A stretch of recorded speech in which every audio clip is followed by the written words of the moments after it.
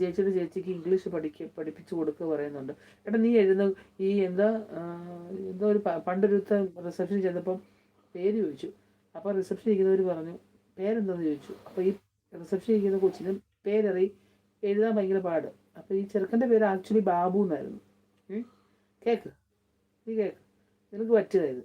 അപ്പോൾ ഈ വന്ന പേഷ്യൻ്റെ റിലേറ്റീവിൻ്റെ കൂടെയുള്ള ആളുടെ പേര് ബാബു എന്നായിരുന്നു. അപ്പോൾ ഈ പുള്ളിക്കാരി ചോദിച്ചു എന്താ പേര്. അപ്പോൾ ഇയാൾക്ക് മനസ്സിലായി ഈ കൊച്ചിനെ തെറ്റിക്കാൻ വേണ്ടി ഇയാൾ പറഞ്ഞ പേര് നിനക്ക് കേൾക്കണം എന്താന്ന്. ഞാൻ പറഞ്ഞു മൃത്യുഞ്ജയൻ, നീ ഒന്ന് എഴുതിക്കേ, മൃത്യുഞ്ജയൻ ഒന്ന് എഴുതിക്കടാ.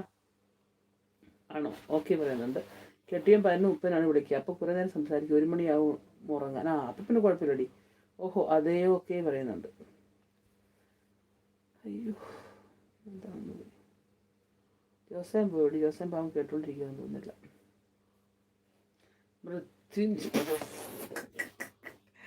എടാ നീയാണോ ഉള്ളാലൂടെ എന്ന് പറഞ്ഞ പോലെ ആയി പോയല്ലോടാ. ഇനി ഞാൻ പറയാം ഷാനു എന്ന് വിളിച്ചാറ്. ജോസാൻ ഉണ്ടടി ഇവിടെ. അയ്യോ എന്ന് പറഞ്ഞ പോലെ ആയി പോയല്ലോ എൻ്റെ ഷാനു.